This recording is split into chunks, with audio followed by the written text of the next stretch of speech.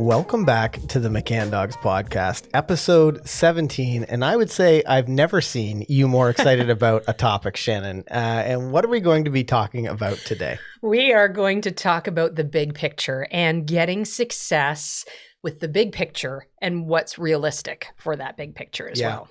I think this is really important advice for any dog owner, anyone with a dog in training, is sort of giving them. We often do these acronyms, and I think I really like acronyms. You know, I worked for a lot of years as a paramedic, and acronyms were very helpful when it came to lots of things, quick reminders as I worked with a patient, and acronyms in dog training, because you want access to that information fast. Mm-hmm. You know, you need that information quickly, and it needs to be easy to remember. So the C.A.R.E that you've the acronym that you've chosen today is C.A.R.E, C.A.R.E, and the title of your blog post is a measure of success in dog training. Mm-hmm. What does that mean for you? What's a measure of success? I think that one of the challenges that we have as dog trainers is trying to transfer the information about how long the expectation should be before you consider a skill finalized.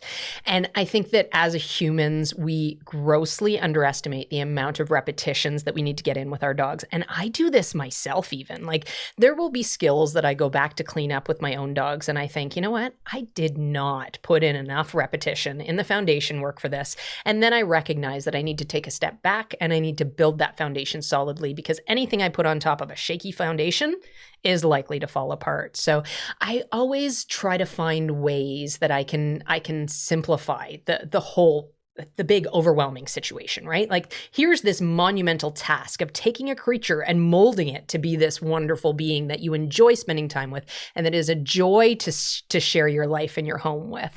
So how do we get from that 8-week-old puppy that knows nothing to that end goal without losing our motivation in the interim? Yeah, and it can be challenging. Oh, so challenging, because it's a lot of work in. For sure. We talked in our last podcast. If you haven't listened to it, make sure you check it out. It was a bit of a different take, different pace, but we did talk a little bit about our own experiences with dogs and how, you know, every single dog's a little bit different. Some dogs learn some skills quickly. Other dogs really struggle with those same skills. And, you know, being consistent is so critically important. This is often where people start their elements of their training fall apart. And it's not, you know, they're thinking about being consistent when they start training, whether they're training walking or they're training this thing.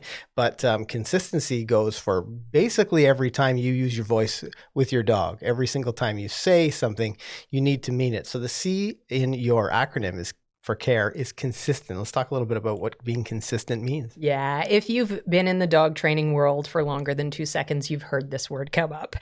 Consistency is what is so important with every single dog all the time. You have to remember that what we're doing is teaching them how to survive and live in our world in a nice way. We want them to learn the rules of the house. We want them to learn to follow those rules. And we want to make sure that we give them a fair shake at learning this. You know, they're wonderful creatures to live with, and we want to enjoy our time with them. So we want to develop communication skills so that we can easily identify areas that are problems for the dog, and we can redirect from there, and we can identify areas of success for the dog as well, and we can identify those. And over time, the more you identify success and push for success, and the more you minimize the errors, eventually everything comes together into this really wonderful culmination of all of these ideas. But it does take a long time. And consistency, there's a quote here that I used actually that I absolutely love. Success is never owned. It is rented, and the rent is due every day. And this is so applicable to dog training because really good. Yeah, their brains, and that's not my quote, it's Rory Vaden. Their brains are developed at 7 weeks of age. They are learning constantly. And whether they're learning things you want them to learn or learning things you don't want them to learn, that is the big question, you know, and you can set your situation up to manage your puppies so that you can give them clear and consistent information, and you can help to set that path to success through consistency. Yeah, you talked a little bit about, you know, reinforcing some of the things that you like. Dogs don't naturally want to walk at our side. Dogs are constantly seeking gratification, you know, trying to figure out what makes them feel good. So if digging through the garbage or chewing on your shoe feels good, they're going to think that's right, and they're going to do it again. So you need to be consistent about one of the most common things I would say that I hear from people who are struggling with something like a response to name is they say, we work great in the house. We work great when we go to the park, when we're at the training school, when we're at, if it's our online training student, wherever I'm training works great. But then I let him out into the yard to go have a pee and then dinner's ready. So I call him and he doesn't come right away. Mm-hmm. Well, this is when you need to be consistent, that teaching your dog that word means the same thing every single time you use it is going to be really important so that the dog learns it more quickly and understands what you're asking of them. Definitely. And where we need to be most consistent is keeping our expectations at the same place. I don't want to lower my expectations because now there's distractions that have my dog's attention. What I need to do is I need to set the situation up so that those distractions are there, but they're not so much of a challenge that my dog is completely overwhelmed by them. And what I need to do is I need to give him a fair chance to ignore that distraction, pay attention to what it is that I'm doing. And that is done through, we've talked about the distraction ladder. A few episodes ago, we did the Road to Disney. My dog is distracted by everything with the distraction ladder. And that systematic way of building up distractions, adding in little bits in the environment that challenge the dog is really what trains the dog. We don't train them by putting them in a situation where they're overfaced and hoping they do the right thing. And we don't get them trained by doing the same thing in a quiet room over and over and over again. But we have to start there. Then we build in little bits as we consistently give them information about what the expectation is. People might be thinking, sometimes I just don't have time to work on this skill. I can't be training the response to name every time I let my dog go. What are some alternatives? What are some alternative choices that people can make so that they're not ruining these skills so that they can be consistent with their dog? Yeah, you bet. Using management will help you ensure that your dog is not rehearsing the things that you don't want. And we talk about this quite a bit in terms of dogs learning to do what they practice. So we need to make sure that if you don't have the time right now to train response to name out in the yard, that's not where you're going to call your dog's name then. You're going to open the door, walk out to your dog, pick up the leash or the long line and bring them in the house. Or you might work your response to name from there as a better training tactic, but do not call their name if you know that they're not going to turn to you, because that is basically making your job more difficult in the long run. This is a situation where we might get their attention with that response to name in there, but if you know there's a chance that you won't, you are potentially making your job harder. This is going to sort of bridge into the next thing, I think, a little bit, the next point in your acronym. But if your dog is making some bad choices, if you've got some nuisance behaviors, you need to be just as consistent about how you deal with those. People will sometimes say, well, this is great that I have a way to teach my dog to not jump on the counter, but what if I'm not there? Mm-hmm. This is where management comes in. Let's talk about like nuisance behaviors and what being consistent in that case means. Yeah, you bet. And again, this sort of speaks to how much we underestimate the amount of repetition and information that our dogs need. If we create two sets of rules for them, where when you're there, there's a certain expectation, and when you're gone, that expectation is out the window and it's a free-for-all. And, opportunities to counter surf are there for the dog. Opportunities to get into the garbage and get into mischief are there for the dog. They end up learning that when you're not around, there's different rules. And that's exactly what we don't want to do. We want to work consistently and be attentive to our dogs to make sure that they learn the right rules and they take the right path. And when we can't do that, we need to manage them. So that's where crates come in handy. That's where making sure that they are not in a situation where unattended, they're going to go through the garbage. As humans, we think, oh, that's just horrible. Why on earth would you ever want to go through the garbage? But they're not humans. They're dogs. Right. And they're opportunistic scavengers, and they love to forage in the garbage and they love to explore their environment. So what we need to do is make sure that they understand the garbage is off limits. It's not an option for them, and they need to understand that clearly before we give them the opportunity to explore it in our absence. I've taken a step ahead, talked a little bit about attentive, and attentive is the A in your C.A.R.E acronym. Now, if you're a puppy owner at home, if you're working with a dog in training, attentive is what you need to be every time your puppy's out of their crate. And that doesn't necessarily mean, we're not talking about staring at the dog, but you absolutely want to be sure of what the dog is doing, what choices the dog could make, what they have access to, whether you've asked them to do a job. I saw a comment, this was a while ago, talking about how someone ties their leash to their belt while they're doing something in the kitchen, and I don't like that idea. If my dog's out of their crate, I'm going to be either paying attention to them, or I'll have given them a job, and they'll have some foundation of understanding to lie in their bed or whatever. Mm-hmm. But attentive means paying attention, and let's talk about why that's impactful or important with our young dogs. It's huge. It's paying attention so that you can adjust that situation. If your dog is getting in the garbage and you're busy napping on the couch, you're essentially absent. If you're so engrossed in a movie that you're watching on TV that you don't notice it for 5 seconds, you may scold the dog and they may immediately stop in the garbage and run away from it. But that 5 seconds was really valuable. And that dog is probably going to try again and again, because the cue to get out of the garbage is not them understanding the garbage is off limits. It's you telling them to get out of the garbage. Right, yeah. So again, there's a situation where you might create 2 sets of rules. It's so much better if you can focus on your pup 100%. And using management tools like tying the puppy to you, it allows you to sort of zone out and not necessarily pay attention to what the puppy is doing. Well, what's the value? Like, that's my question. Why have the puppy out? Are they just sort of meandering around, finding something to do? Yeah. That's not great for them or you. That's a really excellent thing to hit on, because a lot of people think in terms of guilt, right? In terms of the crate making them feel guilty because, of course, the puppy doesn't want to be in the crate. But crate is a great place for the puppy to be. And the more time they do spend in the crate, the more they learn to adjust to loving the crate. And they learn to go in there and relax and be a little independent and be calm and be quiet.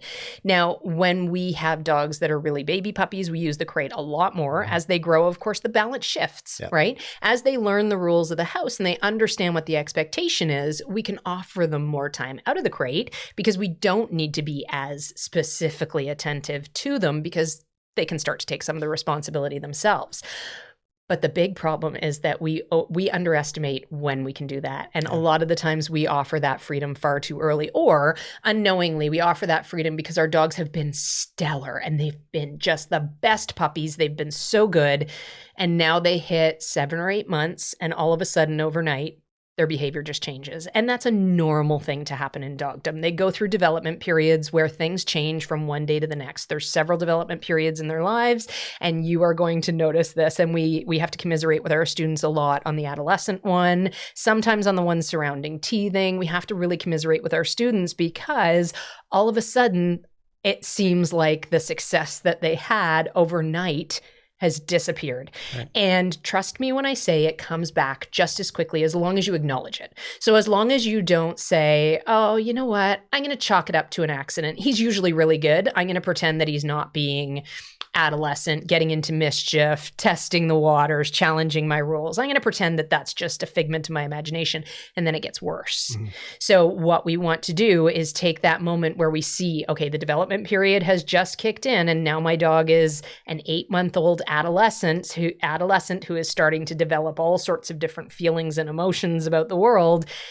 And I need to make sure I challenge my training in that respect. So any freedoms that my dog has had, I'm going to remove them, because I need to reassess and I need to be attentive to my dog again. I need to make sure that through this development period, he doesn't now suddenly go, oh, I'm going to explore the world again. And I never even noticed, 3 months ago when I was shorter, I didn't even notice there was a counter up there. Now, wow, there's all sorts of stuff up there on the counter. So put in the time. Those development periods can be sneaky and they can be sudden, and they can really set you back. If you're thinking that at 8 or 9 months, your dog is perfect and they're ready for lots of freedom, be aware that might bite you in the butt. And if you are being attentive to your dog genuinely, then you won't feel guilty about the crate, because your puppies or your young dog's ready to go in the crate because you've been engaging with them. Yeah. One of the things that I learned very quickly, even with my 2-year-old dog, when I first brought her to training and really started to understand why management was impactful, was that every time I let her out of the crate, all of a sudden she was doing something with me. I was working with her, doing, whether it's, it can be as simple as a snack snuggle on the floor, whatever that thing might be. It doesn't have to be, training time where you're working on your sit stays, but you are doing something to engage that dog, to burn off some of that energy, to teach them work on some skill, and they will find inherent value in you. So it's going to be easier for you to fix some of these problems if you run into them through their teenage phase or at, some of those developmental stages, because you've learned a little bit about your dog, what motivates them, but they also do know or have a more solid understanding that you are of value. You are worth listening to because you've spent so much time being attentive up front. That changed things for me. Understanding that simple management could really have this global impact on all of our skills and all of our training. Yeah, such a massively important thing.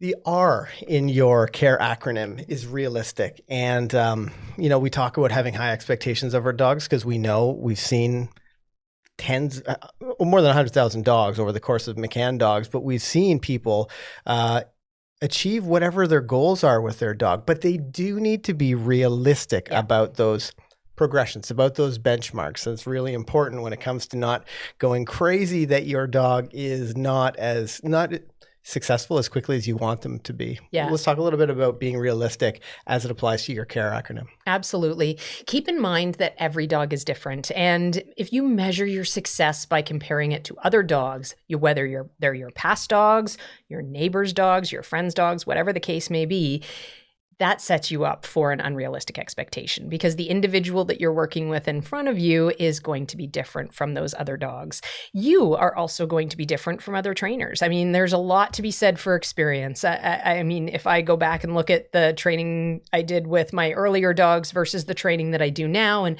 I go back and watch old videos of me training and I think, oh my gosh, right. I didn't know anything. But at that time, I knew what I knew, and that was fair assessment in my life and my situation. And you can only know what you can know. Yeah. But it's important because of those reasons that you not compare yourself to other people, because that will set you back into that spiral where you're thinking, oh, my dog's just not as good, or my dog just doesn't like to listen, or and there's all these reasons that you get down on yourself. Just train the dog. Keep working. Eventually, everything will fall into place as long as you don't give up. And that was my point with this article. I wanted to keep people training because there are days, I mean, we know this as professional dog trainers. We know this because we've trained our dogs and we've had the highs and lows. There are days where you just want to sell them. Yeah, you sure. just, Kijiji, like, what did I get into here? Exactly. Yeah. But what we know as dog trainers is if you persevere, those days become less and less. Yeah. And the wonderful days where, you get emotional thinking about the dogs that you miss because they were so wonderful. There weren't any less of those frustrating days with those dogs. Yeah. We just persevered. Yeah. We got through it. We got them on the straight and narrow. We got through all the species frustrations that don't gel in our world. And we got to a point where the magic started to happen. Be realistic about those expectations because then you will keep training. We talked a little bit about this specific topic in our last episode, and again, I encourage you guys to check out the one. I'm not sure what the title's going to be, but we did talk about how it is more rewarding when there is that challenge. When you get through that. I think about people who will say something like, "Oh, we're in a group or an email string with some of the other owners from this litter, and there's a lot of smart dogs in there, or he or she is a superstar, shining star of it." And sometimes I wonder about being realistic if that extra motivation is good. For me it would be, because I'm terribly competitive, and if that touching base with some of those other owners would be advantageous, maybe more so because you want to be that shining star. I don't know. I'm not sure. I haven't decided. I was just sort of something that I thought of as we were having this conversation. I think it depends on how quickly you get success in there too. And that's another, I would say, component of being realistic, because sometimes you can watch someone perform a trick with their dog, go to the drawing board, take out your training treats, and have that trick trained really, really quickly with your dogs. And then other times, it's going to be many, many sessions of training before you get to the point where your dog can perform that trick reliably. So I think a lot of the times, if we get a quick win from something, that really boosts our competitive nature and gets us out there and doing more and more and more. But I think it can work the other way as well. And especially if you're sort of in that gray area where you're just not sure where you're headed or what you're supposed to be doing with the dog, that's a good opportunity to reach out and get into a training program so that you've got structure and guidance and you'll stick to the program.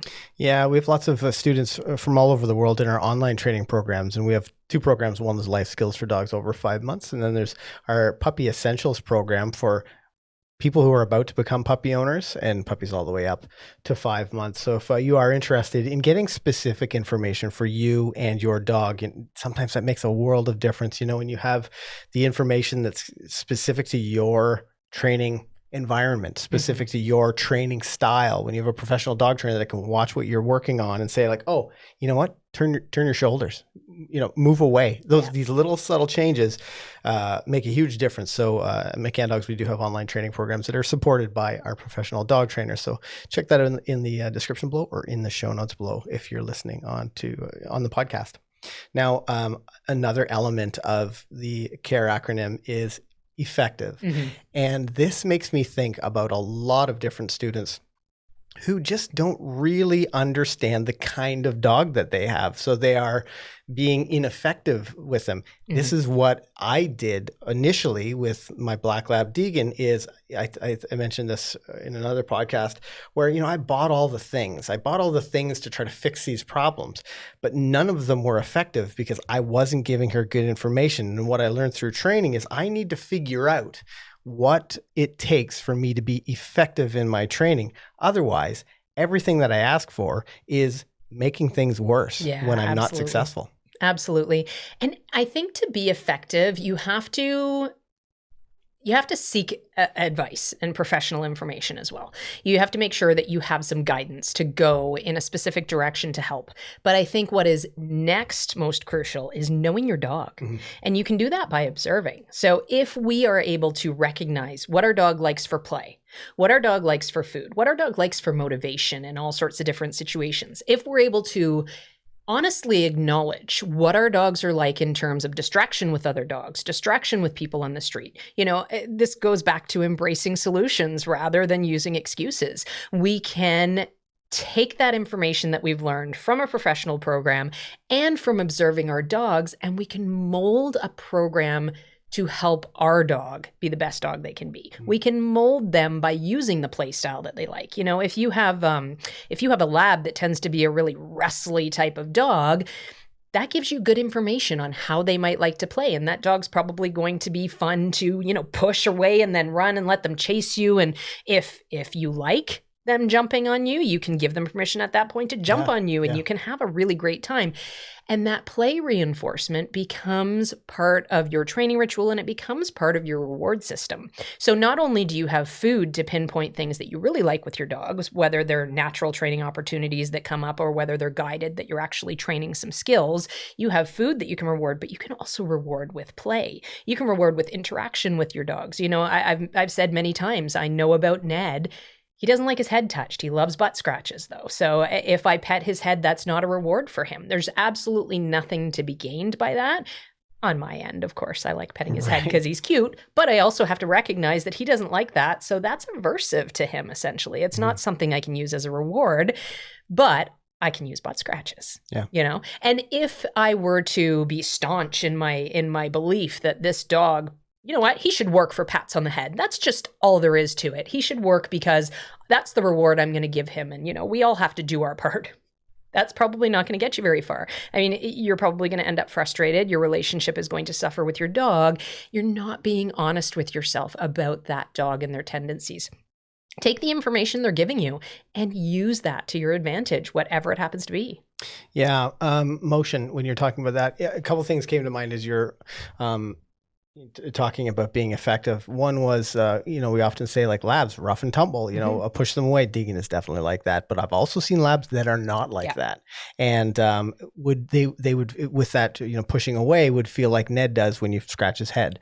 So you need to really understand that your dog may be different. You bet. You know, and you're going to adjust your training as required. Motion, I think, is one of the probably the most common things, overlooked things in dog training. And I don't know whether it's because people envision, calling their dog and standing absolutely upright and still, and that the dog will sit in front, which ultimately will be the case, can be the case. But early on, things like motion, man, can that be a great motivator for a lot of dogs? Chase is huge. Dogs they're predatory creatures. Yeah. They love to chase. They love to be chased. These are all behaviors that are going to be innately reinforcing for that dog. So absolutely use that in training. We do a ton of chase games with our recalls because that builds your dog's desire. When they hear the word come, it builds their desire to shoot to you as fast as possible. The more you can build that drive in your dog that says, this is the best place you can possibly be. I am the funnest person you could possibly ever come into contact with. You want to play with me right now. They're not going to argue with you about that. But if you're standing perfectly still and being boring and there's another puppy, even 50 feet away that catches their attention, that's going to be more interesting than you. So on a daily basis, I want you to be, as a dog owner, you guys to be thinking about being consistent, being attentive, being realistic, and be effective. Be effective.